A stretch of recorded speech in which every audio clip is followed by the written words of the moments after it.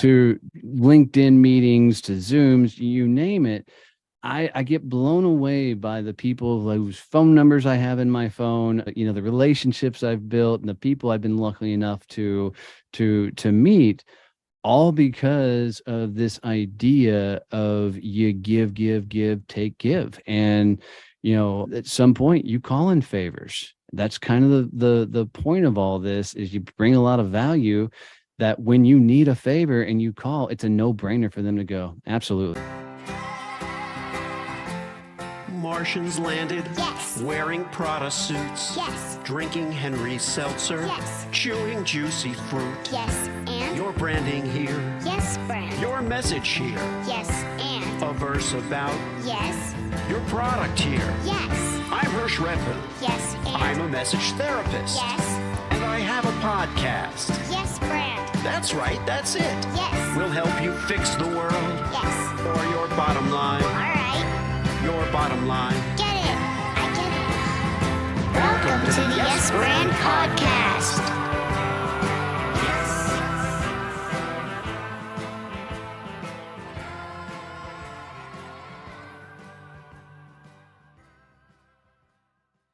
In the hot seat with me today on Yes Brand is a successful entrepreneur, author, podcaster, shit disturber, a guy who wants to take on the world of networking through his company, Success Champion Networking. He's the CEO of that company. His name is Donnie Boivin. Welcome to the show. Hey, brother, with a voice like that and an introduction like that, I feel like I'm going to have to up my game a little bit to get a radio voice almost going with you, man. Well done. Yeah. Well done. Thank you, man. Thank you for the flattery. It's going to get you everywhere you want to be in life. That was the hope.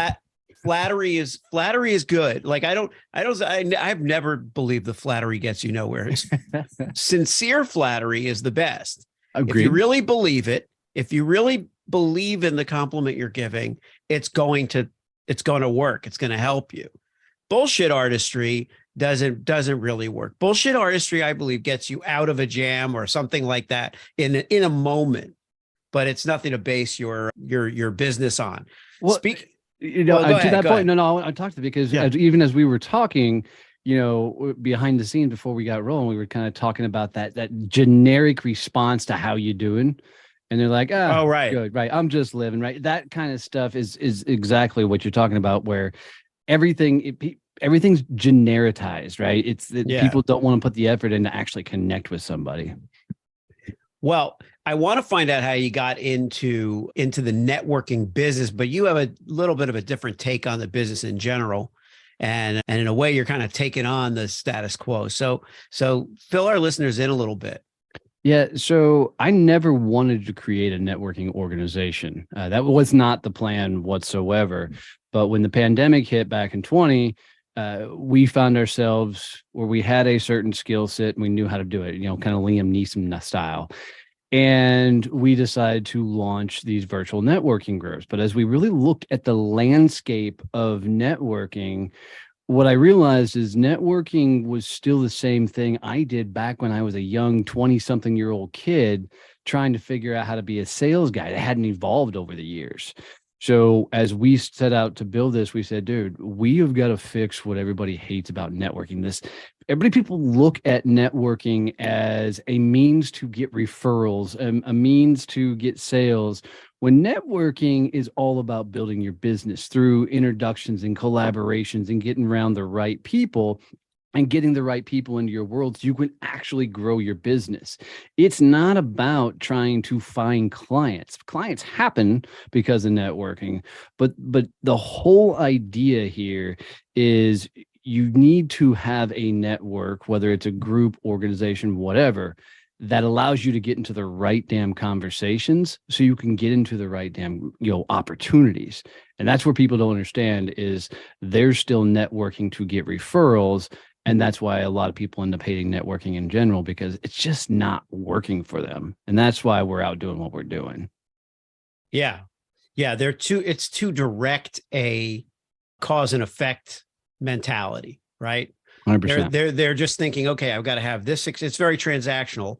And yet, you're meeting a lot of really great people, but I totally agree with you, Donnie, because I think I'm still learning This is since when I started podcasting like a year or so ago, I started my other show, Truth Tastes Funny. And this one only, about 6 months. And I re-entered the world of networking with like fresh eyes. And that was a good thing, that I had been in my niche, in my lane for so long. Right. And, in that world, there were the people who were my customers, and there was me, and then there were my colleagues, but it was all one industry. So it got so easy until it wasn't profitable anymore. Right.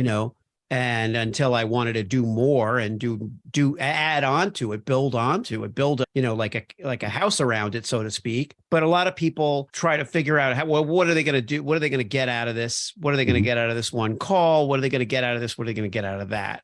What is the best attitude to have when you're going into the world of networking? When you think about it, how would you like people to think about networking? Well, from this very simple formula, it's give, take, give.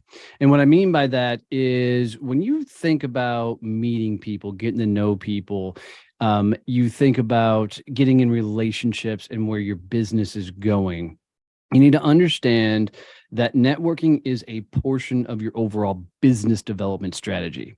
It should not be the entirety of it. I tell people you got to have 3 major business development activities. You've got to have networking for one. You got to have some sort of cold outreach, whether that's cold calling, cold connecting on like LinkedIn, email, whatever, some sort of cold tactic. And then you got to have some sort of hand raising activity. So the hand raising activity is where you can put out your original thought process, and people can raise their hand and say, I want to know more. So that could be putting out social content, commenting on stuff. It could be guesting on podcasts, getting on stage. And if you look at your overall business development strategy, your job is to really go find clients, go find your own clients, and bring them back to your network so you can continue to open up doors and help everybody collaborate. So what people are doing is they're using networking as their only sales tool.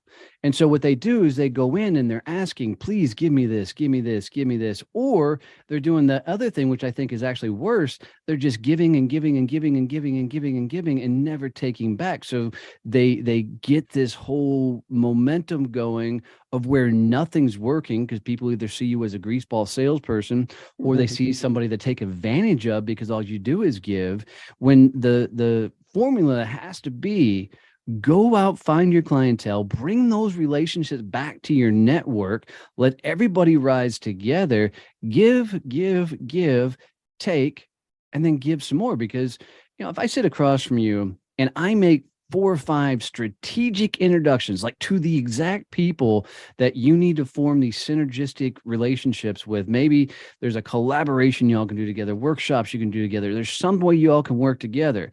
That brings a hell of a lot more value to your world than me trying to find somebody for you to do business with, because that's a one-time transaction thing that happens.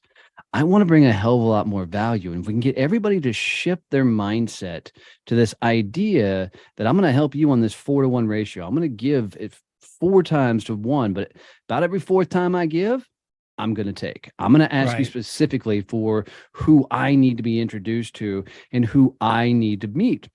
And what I find, man, is you get this beautiful give and take relationship going, and you're going to find yourself into some amazing, cool conversations.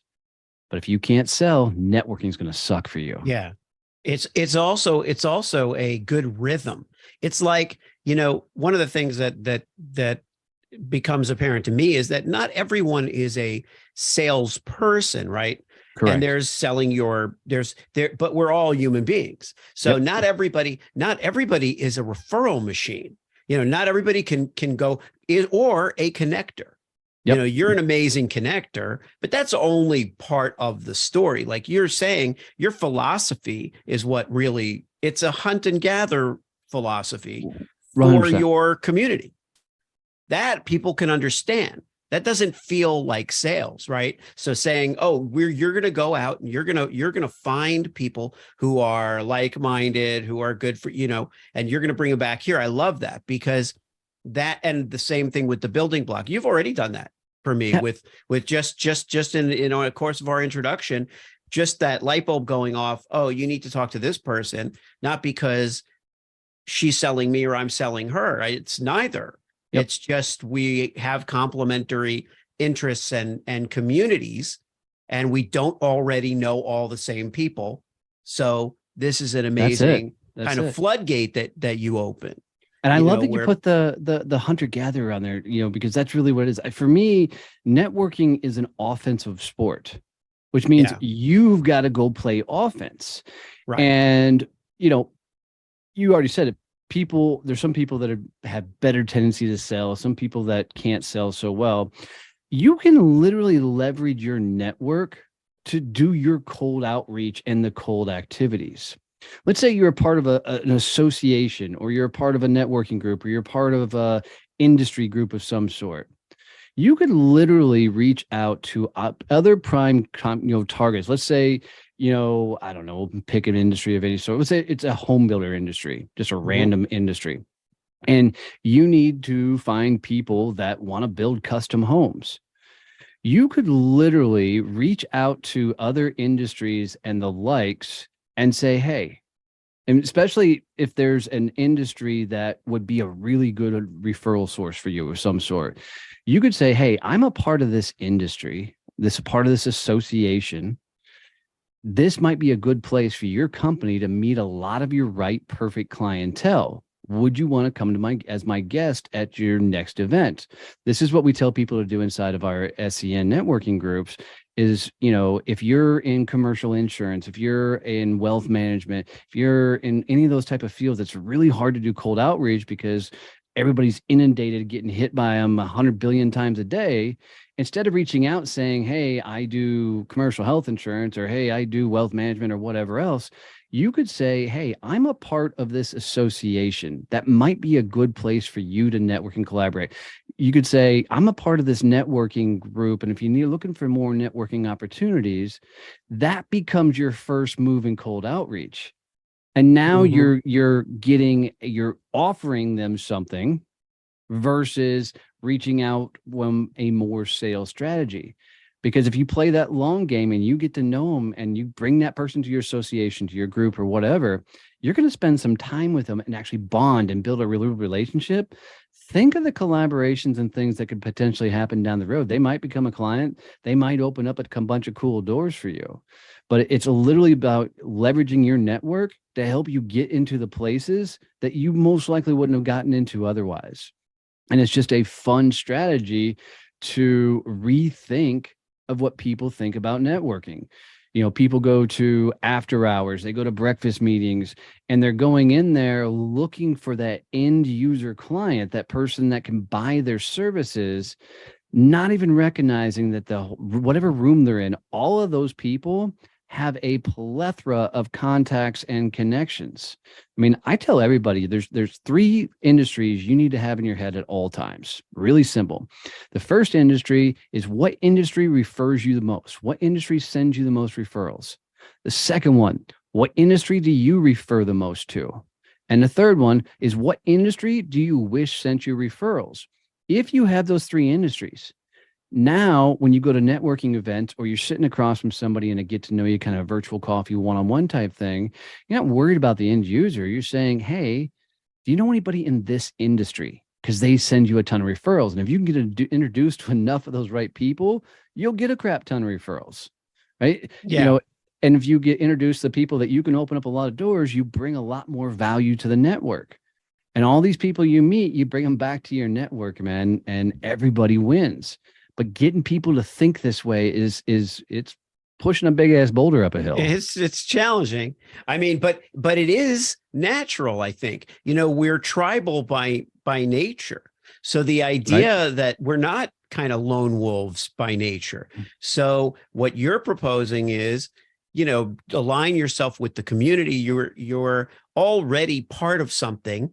Number one, you don't feel alone. Number two, you have something to offer anyone.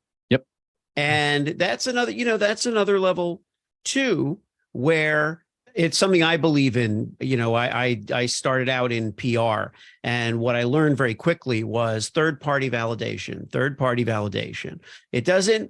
It's great to be able to express yourself and present yourself and pitch yourself. And it's also great to have a great, copywriting team and all of that. But you need other people to sing your praises. You need people to set you up, to tee you up for success. And that is what referrals really are. That's what the affiliate marketing thing has kind of, I get the value of it. I understand it. I've tried to dip my toe in that where I think it's a really good fit, but I do find that it can become overwhelming. Yeah. You're now trying to augment your income with a ton of business referrals. Well, and I think, on the affiliate side of things, you're potentially tainting the market. And what I mean by that is people are good people by nature. Most people are. And they want to do good by other people. They want to feel good about their interactions. So oftentimes making introductions, making referrals, connecting people makes people feel really damn good. When you put some sort of affiliate thing or some pay for referral thing in front of it, it greases it up somewhat, because now it's more like I'm obligated to do it. I get something that is immediate thing out of it, when it should be a natural move to just put good people together. Right. Well said. Yeah. And there's nothing cooler than saying, hey, so-and-so, go meet so-and-so. I think y'all will have some cool things you guys can figure out. And I can't tell you how many times people have come back to me and let me tell you, and they're like, one happened the other day. I introduced two people together. They're now doing this huge private retreat in Venice, I think, and have people flying in all over the world to do this 3-4 day retreat on this villa and winery and all this kind of stuff. And that all came about because I just put two good people together that may or may not have otherwise met. And I think if more people would just wrap their head around, when they sit across from somebody, anybody, immediately think about, okay, who does this person actually need to meet? Can I introduce this person to? What door can I open? So I often ask people, all right, what industry refers you the most business? What kind of point of contact would be the most valuable to you, right? Who do you actually need to meet that can open doors for you? And then I'm going to try and go out of my way to do that. And if we can get everybody doing that, it's an absolutely transformational experiences, not only for you, but for everybody you meet with. Well, that's the other part, is this honor system versus a numbers, a contract game, right? So to speak. I mean,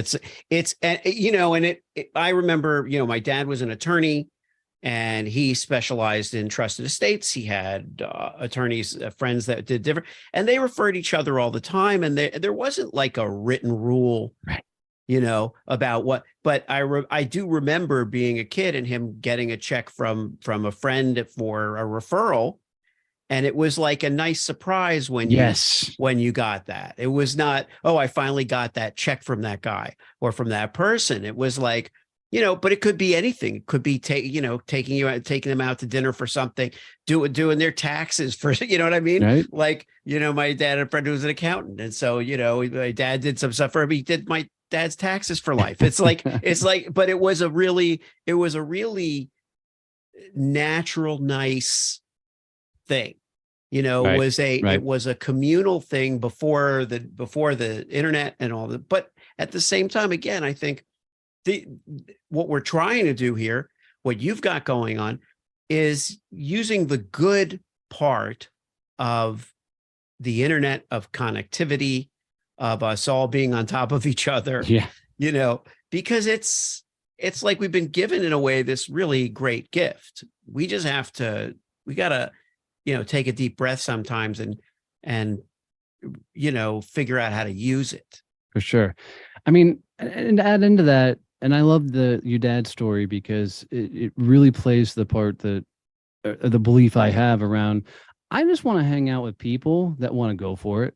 Yeah. Right? I want to hang out with people that are leveling up, that are actually trying to do something with your life. Like the people I want to hang out with, I want them challenging me and pushing me as hard as I'm going to challenge and push, because the more I can bring the people into my world that are going as big or bigger than I am, that are doing things that I wish or aspire to do, the more I get challenged and pushed to go bigger and do more things. I'm a fairly ambitious guy, but I get really ambitious when I get around some other really ambitious people, and I want my world to be surrounded by these crazy, amazing, authentic people that are just doing some really cool things. And I've been doing this business now for 5.5 years, and I can't tell you the cool relationships I've made, from whether it was from podcasting, which is the greatest networking tool on the planet, to LinkedIn meetings, to Zooms, you name it. I get blown away by the people whose phone numbers I have in my phone, the relationships I've built, and the people I've been lucky enough to meet, all because of this idea of you give, take, give. And, at some point you call in favors. That's kind of the point of all this, is you bring a lot of value that when you need a favor and you call, it's a no-brainer for them to go, absolutely, let me help you out. Yeah. That's the essence of it, is we're encouraging the goodness, through our own, sincere engagement. Speaking of podcasting, so your show Growth Mode has grown, to be a really successful podcast. I also am a real true believer in all the wonderful things that podcasting can do for relationships, and just as a human being, as a person, getting to talk to people. But how did that come about, and how did that take off? Well, we had another show that I was producing for a long time, and ultimately it wasn't feeding the brand. So I had to pivot and go a different direction. So when me and my co-founder, Kevin, sat down to think about, okay, if we're going to launch a podcast, this thing's got to have a point. It's got to have a purpose. It's got to do something. It's got to be more than just telling people stories and the like. So as I built my company, and by the way, building a business is the toughest damn thing I've ever done in my life.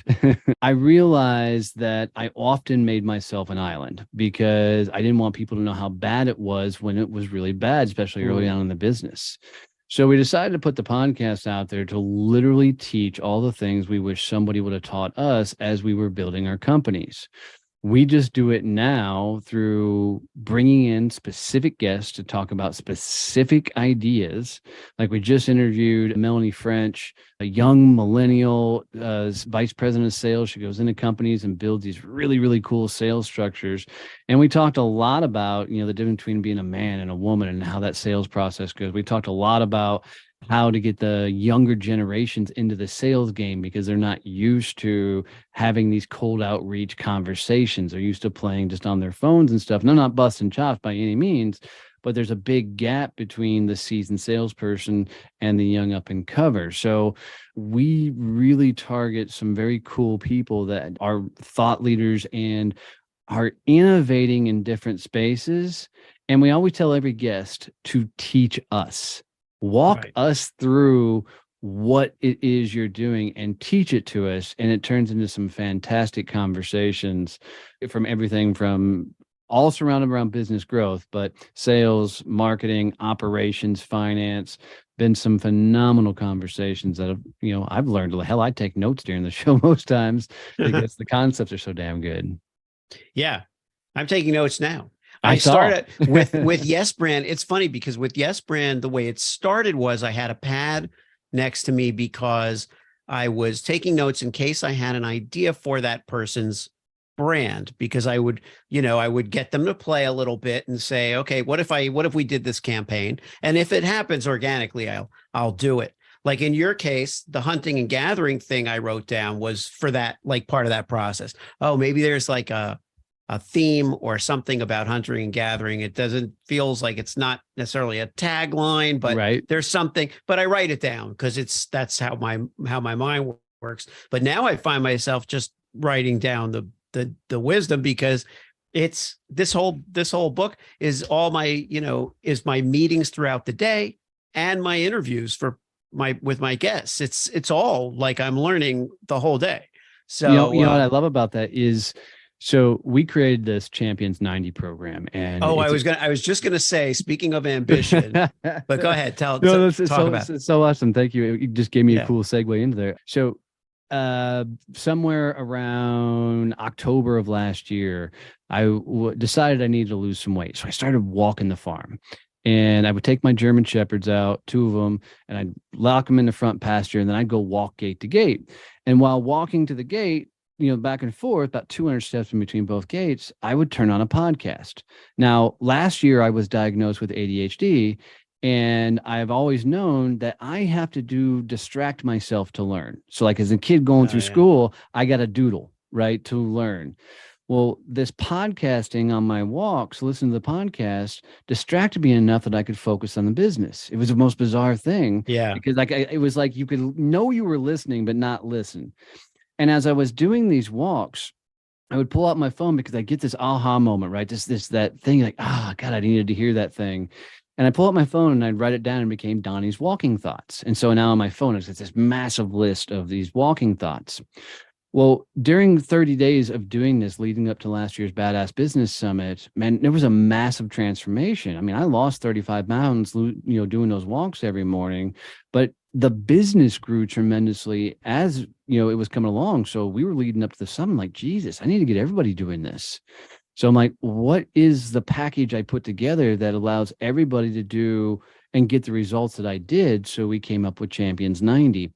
And what Champions 90 really is, just go champions90.com. It's free. We're not trying to sell you anything. But what it is you're committing to 5 activities for 90 days. 90 days, no quit. So you're going to do a 45-minute walk while listening to a podcast, or you can go work out for 45 minutes and listen to a podcast. The podcast is the second thing. It's got to be a growth or business-oriented podcast. So 45-minute exercise, I walk. 45-minute podcast. Then you got to do 30 minutes of cold outreach. So whether that's cold calling, cold DMing on LinkedIn, cold emailing, door knocking, I don't care. 30 minutes of cold outreach, and then 30 minutes of hand raising activities. And that's where you're either putting out social content, or you're commenting on social posts, you're getting on stages, podcasts, anywhere you can put out original thought. And then you've got to write 200 words every day. And I tell everybody, what you do is you take your walking thought, whatever your aha is, you get on the walk, and that becomes the headline for whatever your 200 words are. And most people then, that becomes their social post for the day. So if you go to like LinkedIn and type in, hashtag Champions 90, you'll see all the people pop up that are doing the challenge. It's been really cool to watch people go through this. But you're doing those 5 activities, 45-minute walk, 45-minute podcast, 30-minute cold outreach, 30-minute hand raising, call it social media to make it easy, and 200 words, 90 days, no quit. You miss a day, you start over. I've made it through 1 time. I did not make it through the second time because I went to a Ren fair and ended up drinking too much and totally forgot. But yeah. But it's been absolutely transformational. And the people that have made it all the way through, the impact that it had on their business and the stories that they had has been really cool to watch, because people just don't typically do the business development activities. I mean, the thought of doing 30 minutes of cold outreach every day is, and I'm talking 7 days a week, right, is, a lot of work for some people. And so we're just forcing people to do the activities they should be doing anyways to grow themselves and their business. I like the organization aspect of it. For me, and I've been talking to so many adults that have been diagnosed in the last year or so with ADHD, and so a lot of them, their kids have also been diagnosed. But I don't know, I never thought of myself as having an attention deficit, but I do fit like a certain profile of getting super easily distracted. Yep. But I have found the same thing with podcasts. I'll listen to some of my favorite podcasts, and something will come up in their conversation, and I'll get an idea for something that's way more important than just listening to that podcast. Yep. And I'll be like, I'll even jokingly say to the host or the guest, shut up, because they can't hear me. And I'll be like, yeah. Shut up for a second. Shut up for a second. This is more important. Often I'll be in the car and I'll turn on the recording thing on the phone and I'll just talk through this idea on the phone. But it's amazing because I'm literally droning out into my own thought. But then at a certain point, the conflict that happens has to be resolved so that I can finish the thought, and I have to turn off the podcast. But that's a great thing because whatever they said, it wasn't just me thinking alone in a quiet car. It was the noise of it was something they said.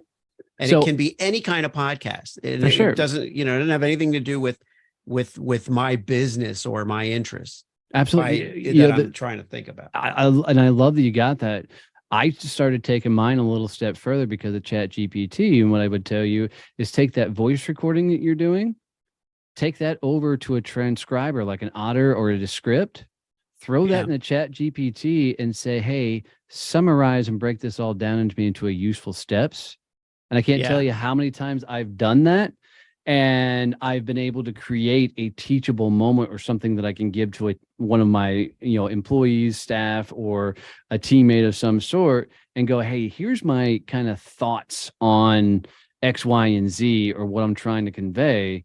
And it just really speeds up that process hell, this morning, I just created an SOP for the company by going to Loom, recording the steps of what I needed somebody to do, take the transcription from Loom and said, hey, can you just highlight all the steps in ChatGPT? And it broke down all steps for me in a complete little list that I was able to give them the Loom video and then give them all the steps as ChatGPT wrote them out.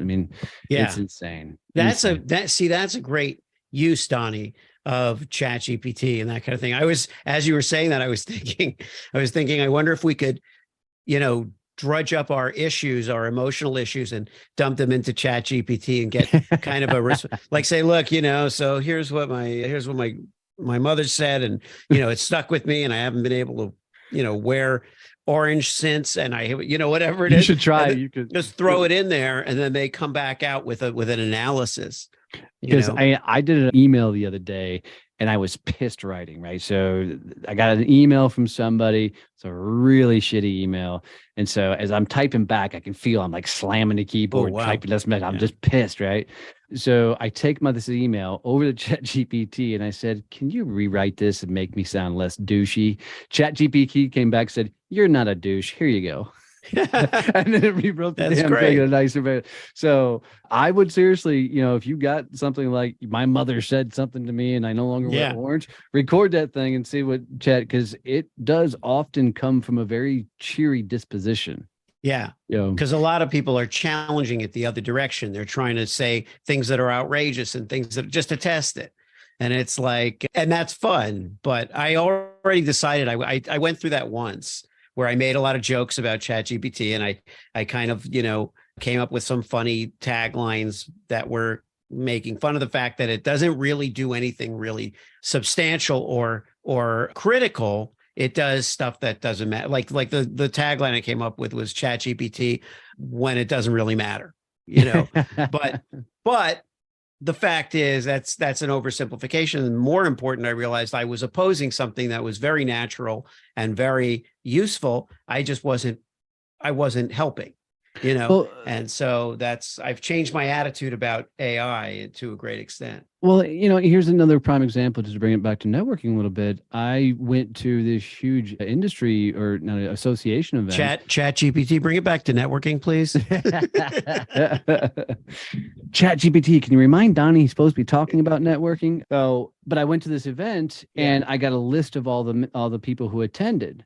I copy and pasted that list in the Chat GPT and said, would you break down what were the main industries here and give me an idea of what size companies they were? And it came back and gave me kind of the industries, the list. And it said, some of these names in here aren't recognizable companies. So I can't tell you if they're big or small, but here's an overall breakdown of it. And it was really kind of cool because it gave me a snapshot of, because of course you don't get to meet everybody at those events, but it gave me a snapshot of who was in the room and what it makes sense for me to go back and attend it again, because I only had a small social sampling of the people I talked to, but ChatGPT was able to break down kind of the rest of the room for me. So there's some really cool things that can be done. I mean, you can go to ChatGPT and say, freaking give me 10 questions I should ask on a podcast, or 10 responses I should have to questions for podcast. You can do all kinds of random things with it. I'm just using it for the most part to shortcut processes that are just mundane in nature. Right. That was my other tagline. My other tagline was ChatGPT, leave the boring shit to us. Yes. That was, that's a great one. Thank you. Yeah. But I agree with you. It's so let's circle around to this, rather than ask ChatGPT to give our audience some inspiration and some insight at the end of this, at the close of this interview. I'm going to turn it over to you and see if you can, and I want you to direct this specifically to people who are building their brands, people who are, when it comes to networking, they are everything they put out there is an extension of their brand, a representation of their brand and their brand voice. So is there some word of advice or some encouragement or something that you would want to tell somebody who's in that situation? For the longest time, I didn't want to necessarily be the face of the company. I didn't want to be the guy out front until I understood one crazy concept. And I use it this way. And I love asking people if they know what Tony Robbins' business is. And most people can look at me and say he's a motivational speaker.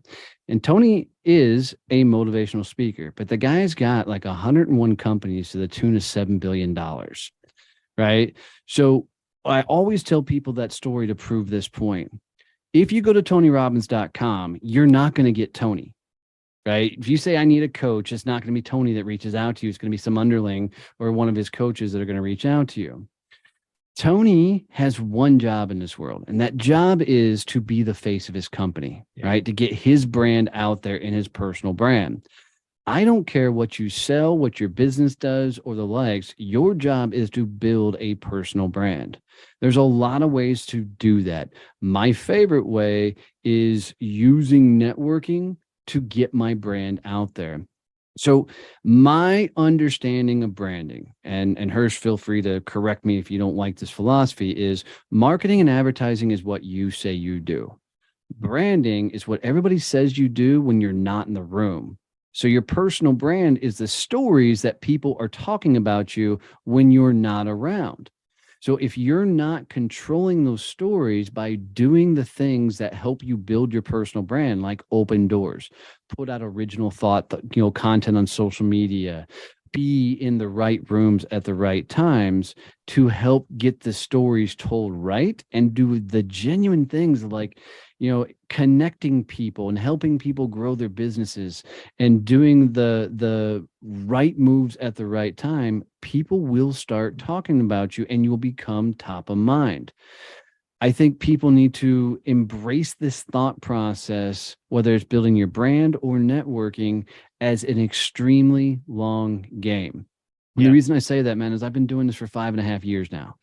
And in 5.5 years, I can pinpoint the exact times when, things weren't good, and I can show the actual evolution of myself, my business, my connections, my Rolodex, everything along the way, because I've consistently shown up daily, every day, meeting people, connecting people, putting out social content, getting on podcasts, doing all the things that is required in this day and age to build yourself, build your business, build your personal brand. And it has been so fun to watch my own personal evolution and how far I've come. I'm excited for the next 10, 15 years and where this is all going. And I think if people will just lean in, bet on themselves, and put themselves out there, they're going to be blown away by how much this impacts their own personal journey. All right. If you liked the show, Yes, and it worked for you, yes, and subscribe and leave a yes, friend. 5-star review. Yes, friend. Tell all your friends. Yes, friend. Get your branding here. Yes, friend. Get your branding here. Yes, friend. Did I make it clear? Yes, friend. Get your branding on Yes. before they're gone. Yes.